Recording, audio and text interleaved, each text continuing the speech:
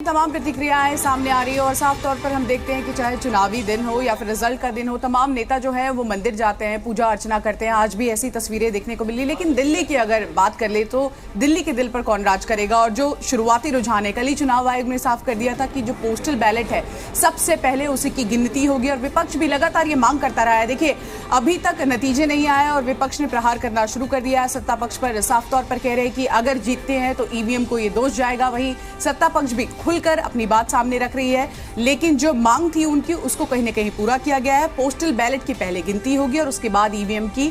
और अब सीधे रुख कर लेते हैं स्टूडियो का, जहां पर हमारे तमाम सहयोगी आगे की अपडेट आपको देंगे। Thank you Shivangi. और आगे बढ़ेंगे हम। हमारे साथ में खास मेहमान हमारे साथ कांग्रेस से बने हुए हैं, अंश वत्स बने हुए हैं। अंश जी, जो शुरुआती रुझान सामने आए हैं, बैलेट पेपर के माध्यम से फिलहाल गिनती जारी है और ऐसे में इंडिया गठबंधन 4 सीटों पर बढ़त बनाए हुए है।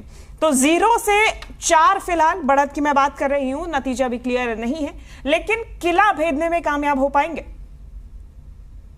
देखिए, मैं इस चीज को मानता हूं कि जैसे अभी ये शुरुआती रुझान है और शुरुआती रुझान में अगर 4 सीट जो है 4-5 का अगर रेशियो बनता है तो इसमें जब दिख रहा है कि जनता को जो रुझान है वो भाजपा को नकारने की तरफ है।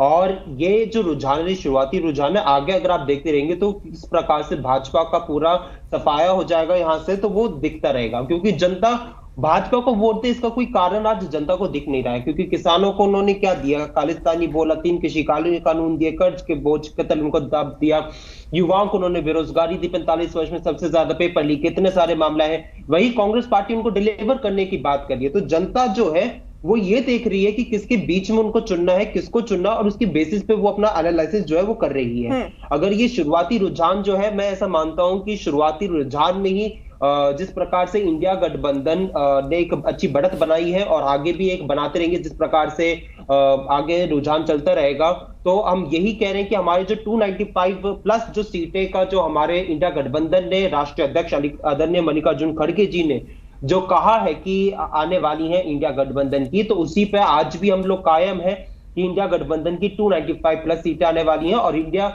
गठबंधन की जो सीटें उसमें कांग्रेस पार्टी की अकेले जो है 150 प्लस सीटें आने वाली हैं। चलिए, कुछ वक्त बाद ये तो साफ हो जाएगा जब सारे रुझान भी आ जाएंगे और उसके बाद नतीजे भी आ जाएंगे। तपन जी, आपका रुख मैं करना चाहती हूँ। किसान आंदोलन इतना बड़ा फैक्टर बन गया इन इलेक्शंस में कि हरियाणा में डेंट दे दिया है बीजेपी को, हालांकि शुरुआती रुझान ही है। शुरुआती रुझान जो होता है वो अंतिम क्षण तक रहेगा नहीं रहेगा कहना बड़ा मुश्किल होता है। हरियाणा की पृष्ठभूमि वर्षों से, दशकों से किसान पृष्ठभूमि की रही है। किसानों को अपनी फसल की चिंता रहती है, उन्हें अपनी अर्थव्यवस्था की चिंता रहती है। उन्हें कहीं ऐसा महसूस हुआ कि दिल्ली में जिस तरह का विकास हुआ या अन्य राज्यों में जैसा विकास हुआ, हरियाणा उस मुकाबले में बराबरी नहीं कर पाई।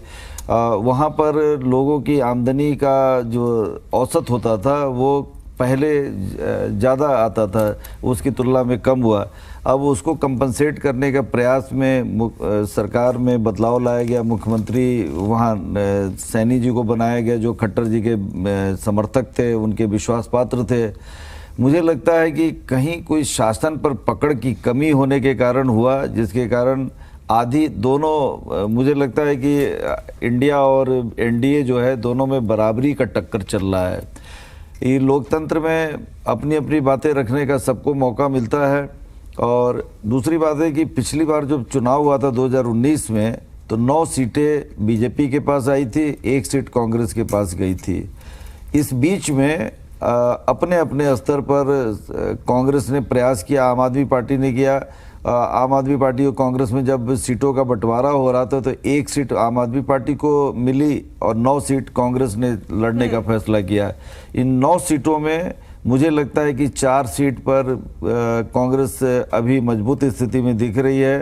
12-1 बजे तक मुझे लगता है कि परिणाम जब सामने आएगा तो शायद हो सकता है कि एनडीए के खाते में 5 या 6 सीटें जाएं, से बाकी सीटें विपक्ष की झोली में जाने की उम्मीद। लेकिन आम आदमी पार्टी ने कितना कांग्रेस का हाथ मजबूत किया होगा संदीप जी इन इलेक्शंस में? हालांकि लड़ एक ही सीट पर रहे हैं, कुरुक्षेत्र पर। देखिए पूजा जी, कितना हाथ मजबूत किया ये तो एक अलग चीज है। राजनीति में ये समझा जाता है कि वोट बंटना नहीं चाहिए। देखिए, राजनीति का बहुत इजी एक कैलकुलेशन है कि कुछ लोग वोट तपन जी को करेंगे, कुछ मुझे करेंगे, कुछ आपको करेंगे, और एक बड़ा वोट बैंक अगर शिवांगी जी के पास जाता है तो हमारी जो राजनीतिक समीकरण बनती है वो ये बनती है हम किसी तरीके से तीनों का वोट बैंक एक प्लेटफॉर्म पर लेकर के आए और गठबंधन करें। यही काम कांग्रेस ने आम आदमी पार्टी के साथ किया। अदरवाइज आम आदमी पार्टी सभी सीटों पर अपनी कैंडिडेट उतारती और अगर वो 10,000, 15,000, 20,000 वोट भी लेता तो कहीं ना कहीं कांग्रेस को उसका सभी सीटों पे नुकसान उठाना पड़ता। कांग्रेस को लगा कि एक सीट इनको दे करके बाकी सब सीटों पे हम लोग इस फाइट से बच सकते हैं, आपसी फाइट से बच सकते हैं और बीजेपी को टक्कर दे सकते हैं। तो मुझे लगता है यह जो रणनीति कांग्रेस की हरियाणा के अंदर रही सफल होती है निश्चित रूप से। यानी कि जो वोट काटू पार्टी जेजेपी और एनएलए को अभी कहा जा रहा है, आम आदमी पार्टी भी उस कैटेगरी में शामिल हो सकती थी, लेकिन फिलहाल इंडिया गठबंधन में शामिल होकर उससे तो बच गई है। संदीप जी, इसी में मैं ऐड ऑन करना चाहूंगी। तपन जी, सवाल आपसे भी यही रहेगा मेरा कि मौजूदा स्थिति हम देख रहे हैं कि किस तरीके से पूरा हरियाणा में राजनीतिक घटनाक्रम चला है। यानी कि मुख्यमंत्री का फेस बदला गया है। एक अच्छे कैंडिडेट को कहा जा रहा था कि शायद उनकी जरूरत और ज्यादा केंद्र में है, इसीलिए उनको वहां से हटा के, यानी कि हरियाणा की राजनीति से हटा के केंद्र में लाने की कोशिश की जा रही है। दूसरी तरफ नाराजगी की भी बात। अब ऐसे में सवाल यह है कि क्या हरियाणा में मुख्यमंत्री चेहरा बदलने से भी कोई फायदा हुआ या नहीं? रुझानों में क्या दिख रहा है? देखिए शिवांगी जी, मैं आपको बताऊं, जो किसान आंदोलन था उसके पहले मनोहर लाल खट्टर से लोगों की नाराजगी नहीं थी, लेकिन क्योंकि किसान आंदोलन पंजाब की भूमि से उठा था, यानी पंजाबियत से उठा था, पंजाबी लोग दिल्ली की तरफ बढ़ रहे थे, वो सब पंजाबी किसान थे, और इस वजह से कहीं ना कहीं खट्टर साहब चूंकि पंजाबी समाज से आते हैं, उनको ये लगा कि भाई ये ऐसा मुख्यमंत्री है जो अपने समाज का भी नहीं हुआ। खट्टर साहब से वो नाराजगी बढ़ी और हरियाणा के अंदर भी पंजाबी वोट बैंक बहुत बड़ा वोट बैंक है, और मुझे लगता है वो मुख्यमंत्री बदलने के बाद भी वो नाराजगी दूर नहीं हुई। पहले से ही कई दूसरे समाज जो किसान वर्ग से आते हैं, चाहे वो सैनी हो, जाट हो, गुज्जर हो, राजपूत हो, किसानों की अपनी एक अलग तरीके की नाराजगी थी। तो मुझे लगता है उसका असर इस चुनाव में दिखाई दे रहा है। अदरवाइज वो ये वही हरियाणा है जो पहले 2 चुनाव में पूरी सीटें झोली भर भर के बीजेपी को दे चुका था। तो क्या तपन जी, जो नेशनल मुद्दे थे, पीएम मोदी की जो गारंटी थी, उनका जो एक फेस प्रोजेक्ट किया गया सबके सामने, जनता के सामने, वो ये स्थानीय मुद्दों को ओवरलैप नहीं कर पाया? ये बड़ा अच्छा सवाल है कि नेशनल मुद्दे जो हैं वो हरियाणा में उतना बनता हुआ नहीं दिख रहा है। राष्ट्रवाद जैसे मुद्दे, अच्छा, हर एक स्टेट में जो है ना अलग अलग तरीके का हम चुनाव का संघर्ष देख रहे हैं। हरियाणा में ये दिख रहा है कि एनडीए वर्सेस इंडिया गठबंधन की लड़ाई दिख रही है।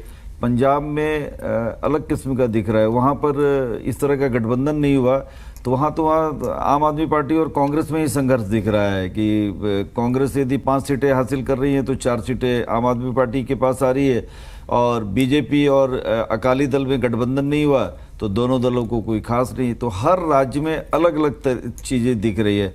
अब देखिए, स्टेट गवर्नमेंट का भी बड़ा रोल होता है। यदि मनोहर लाल खट्टर के प्रति एक धारणा बन गई कि उन्होंने युवाओं के लिए बहुत अच्छा काम नहीं किया या किसानों के लिए अच्छा काम नहीं किया, ठीक इसके विपरीत दिल्ली के दूसरे पार्ट में, पश्चिमी दिशा में, जहां दिल्ली पूर्वी क्षेत्र के बगल में जो यूपी का इलाका है, वहां पर कुल मिला के देख रहा हूं कि बीजेपी के पक्ष में माहौल बना। उसका कारण क्या है कि बीजेपी के बारे में वहाँ एक धारणा है कि योगी सरकार लॉ एंड ऑर्डर बहुत पुख्ता उन्होंने किया है, महिलाएं लड़कियां रात बिरात चलेंगी तो उनके साथ कोई खतरा नहीं है, वो कंफर्टेबल पोजीशन में है। ठीक है तपन जी, मैं लौटूंगी आपके पास में।